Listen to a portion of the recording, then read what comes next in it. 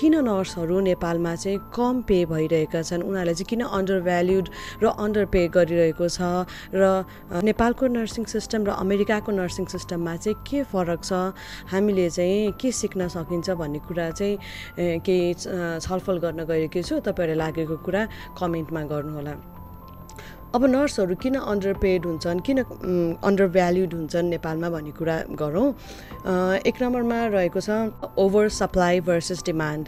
अब नर्सेसहरू सप्लाई एकदम नै धेरै छ, डिमान्ड चाहिँ क्वालिटी जबहरू बजारमा राम्रो जबहरू चाहिँ एकदम नै कम छ। त्यही भएर चाहिँ नर्सहरू धेरै भएर नर्सलाई चाहिँ कम रिकग्निसन मिलेको।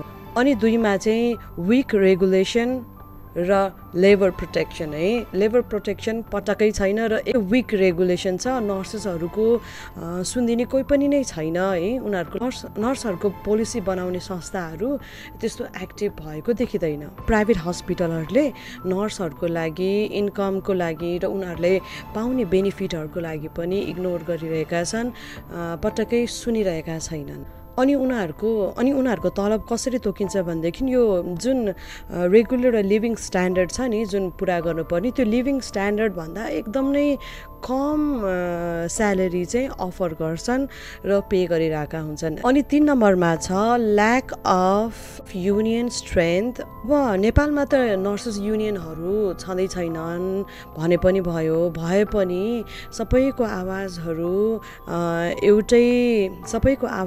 चाहिँ पुऱ्याइदिने कोही एउटा स्ट्रङ लिडरसिपको कमी भयो होइन।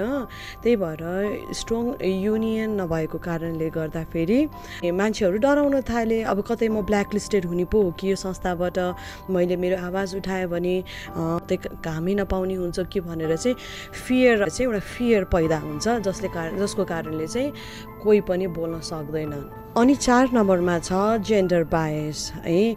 अब नर्सेसहरू भन्ने बित्तिकै नेपालमा फिमेल मात्रै भन्ने, हाम्रो त प्याट्रियार्कल सोसाइटी छ। प्याट्रियार्कल सोसाइटीमा फिमेलहरू त जहिले पनि दबेर बस्नुपर्ने छ। त्यो पनि एउटा कारण भयो अन्डर भ्याल्युड र अन्डर पेड हुने। Public versus private gap. त्यो भन्नाले के भनेदेखि गभर्मेन्ट सिटहरू चाहिँ एकदम नै कम छ, जसमा चाहिँ अलिकति राम्रो बेनिफिट छ होइन।